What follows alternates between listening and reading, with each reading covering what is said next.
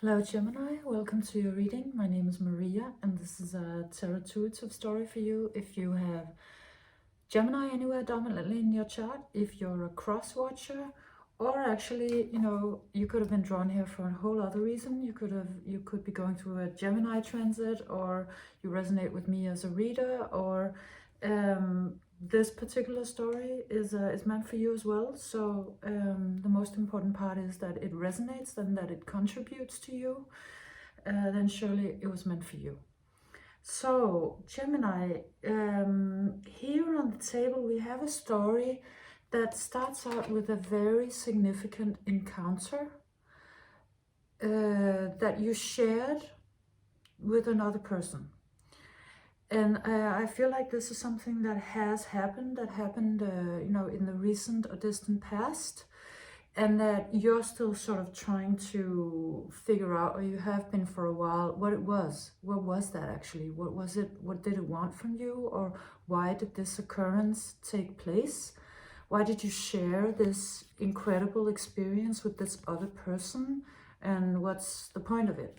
So this card, which is from the Zen Transformation Tarot deck, is called La Lumière sur le chemin, which means the light on the path. And the story that goes with it is that a philosopher and a mystic are walking a dark path, or a path through the dark forest, and they see a lightning. And they're somehow, both of them in a way, transformed by this experience, but they tackle it completely differently. So the philosopher is very much about what's, how does this fit into the bigger picture, and is this a sign, and in what way? And the mystic is much more focused on the actual path. I mean, what is it showing us? Where is it showing us to go? And so this is an experience that you had an encounter with somebody, and it was a profound experience. Something weird or different or spiritual or incredible happened. You could have had it could have been sort of a chance meeting, or it could have been getting to know each other in a biblical sense, and it was somehow out of the ordinary, and you both came away with sort of a big experience in a way. But I think one of you has been interpreting more on it than the other, who does also have a big experience, but maybe is a little slower to acknowledge what it actually meant and what it was to them. So that happened, and it looks like you sort of part ways, because, and maybe you don't, either of you, really completely understand what it was that happened, and you maybe just go to each your corner trying to figure out what was that. I mean, what was that incredible lightning that struck? And so the story continues with this one, which is called Living Totally. And it's a story of Alexander the Great meeting the Greek philosopher Diogenes, and them sort of crossing paths, going in each their very different sort of life direction, because the one, as you can see, is sort of very much about stripping down to the essentials, and also about sort of being in the moment, being present, being joyful here and now, and sort of a little bit less maybe worried about the future, or just wanting it, to make sense in this present moment. And this one is on their way in full armor to conquer the world. I mean, they're going somewhere that they set their sights on. They had maybe a goal prior to meeting the other, and which one you are, I'm not completely sure, because they're very interchangeable, telling me also that this is a big encounter, because you are somehow entangled in a way. But I mean, the one really is on their way to sort of conquer the world. I mean, they're going places, they have things to do, and the other one is sort of in another kind of headspace and mindset, and is looking at life in a different way. And it could be could also be because of sort of life phases. So there could be an age gap between you, and maybe one person is in one sort of phase in their life and the other is in the other. So just because of that, it doesn't really mesh, you know, in this original meeting at least. So there was this meeting point and you had a shared experience that wasn't shared in the way you interpreted it, but shared in the sense that you were both present and you know, it happened because of your meeting. Something was triggered, or a big event happened that was sort of, you know, that you were both meant to be a part of. But seeing as you are in very different maybe places in life and also headspaces, it looks like there isn't completely, you know, a way to, you know, make this, for example, to a relationship or whatever you could want to do with it. It looks like you sort of part ways because, well, the one is going to conquer the world and the other has maybe seen the futility of doing that. And seeing as this is for you, Gemini, we could be talking also about your inner experience. This could be you and you know, one part of you, one twin and the other twin, that is sort of, you know, this being an inner process and you sort of trying to figure some things out through maybe a schisma that you have inside of you. So you tackle this experience quite differently. I mean, I'll read it as it is you and another person, because that's sort of mostly how this comes out. And you, I think, being the thinker of the two, this is called the thinker. You spend a lot of time trying to figure out what was that? What was the point of that? Where is it going? What did it want with me? I think you're trying to sort of figure it out. I mean, that would be normally your strategy, right? Because of, you know, you being an intelligent sign and very sort of into analysis, and you know, your brilliant mind gets you a lot of places in the world and gets you, sort of moves your life. So I think that your initial strategy is to, you know, try to figure it out. But it does look like it takes a while, or it's not really going places in the way that you had hoped. You certainly spend a lot of time sort of analyzing the situation. And I think you also spend time trying to figure out how to change the situation, because we're talking about maybe two people that you know, might have a major attraction, if that's what it's talking about, or some quantum entanglement, but that you're just so, I mean, something is so fundamentally a schisma or a problem or a difference that it can't really, you know, manifest at first. So you're spending some time thinking about, you know, how to manifest a change within this situation, because you come out with this card intention, and this is speaking about manifestational power, and especially in terms of how we use our intentions, our energy, and our attention. So these three sort of really, really amazing forces, like really powerful creational forces, which is attention, intention, and what was the last one I said? Attention, intention, and energy. So I think that you've been spending time trying to figure out, can I do anything? What would I be able to do? Which parameters would I be able to sort of shift a little bit around to change maybe this situation or the outcome of this situation? So that's sort of the mind space that you've been in. And it looks like the other one, and you know, these could be interchangeable. You'll hopefully know as the story moves along. But I'll read this as the other one. The other one is going about it sort of a little more maybe instinctually. They're not sitting down and thinking about it the same way that you are, or analyzing the situation. They're sort of leaning into. You come out with deep knowing, they come out with demoing, and silence. This card is called silence. These are in Danish. So they're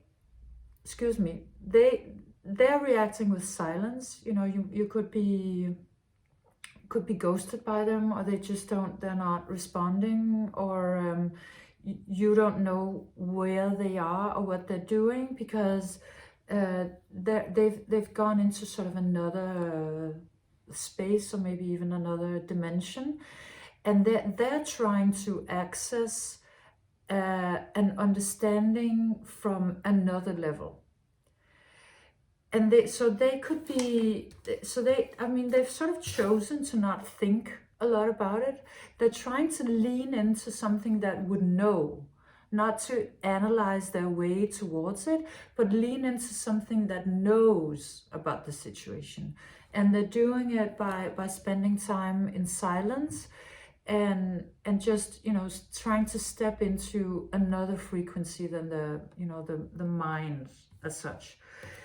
And this situation with this other person or other energy then moves into the morality card. This one comes out, and this is a really complex story with 3 players now suddenly. So I don't know if there are 3 players in this situation. That very well could be, or I mean, it could be you and another.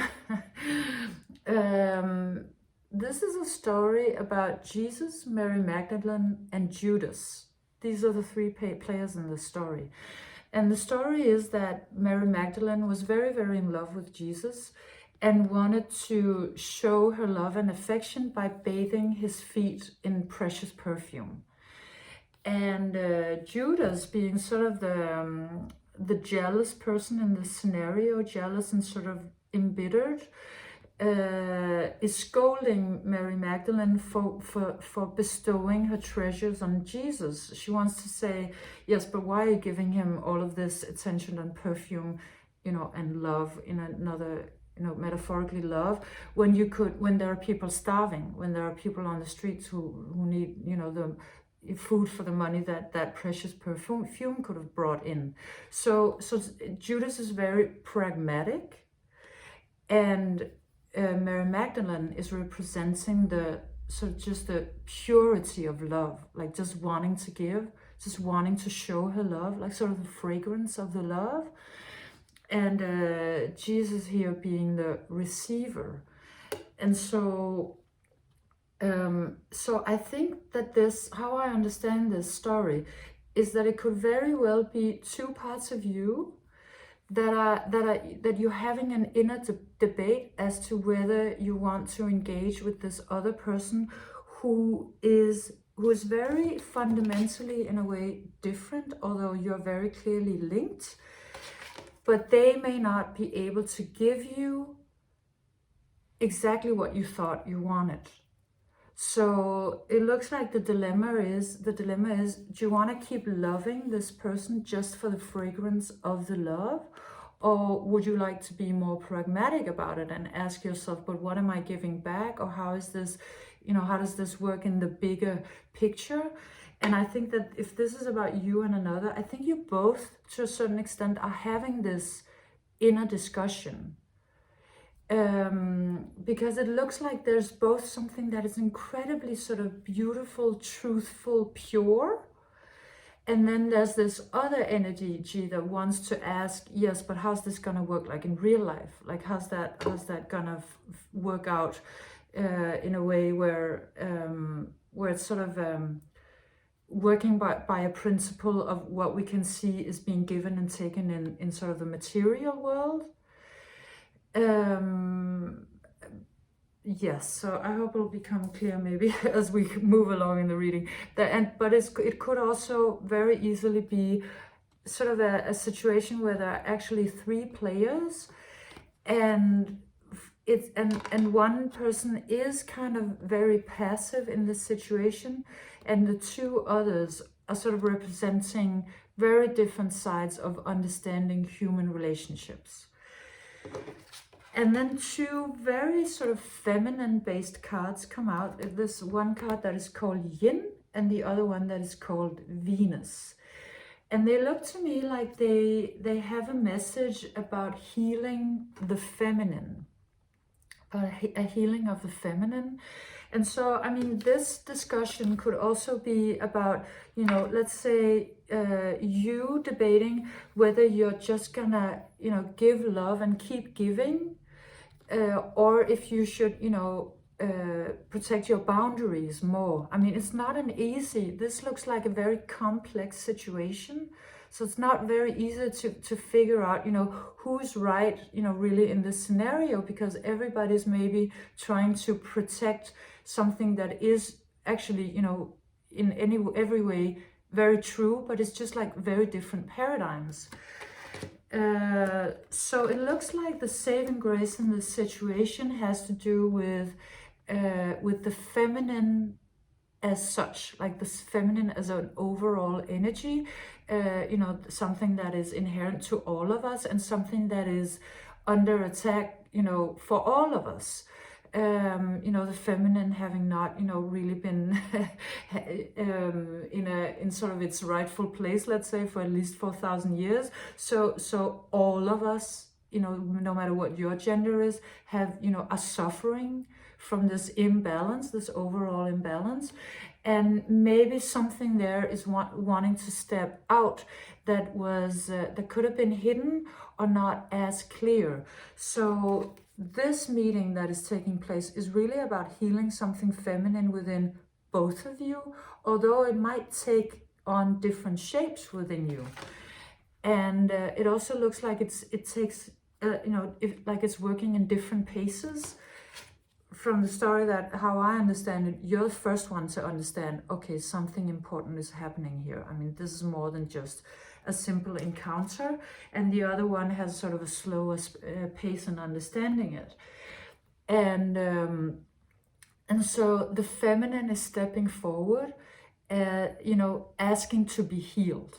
That's very clearly what this is saying. So before really anything can sort of move this story forward, the feminine would like to ask for your attention, and possibly maybe also the other's attention, because there's something about, you know, a discussion about what love is, and what love without sort of any kind of holding back is, and is that safe, is that healthy, or should we be sort of more pragmatic, and then those boundaries would then they lead to something good, or would they lead to something back? I mean, bad. It's not easy. So it's a difficult situation, but the most important part is that you're being asked to look at your own vulnerability. Like, that's where it's at, because that's sort of the message that this energy is coming with anyway, for both of you, and I guess all of us.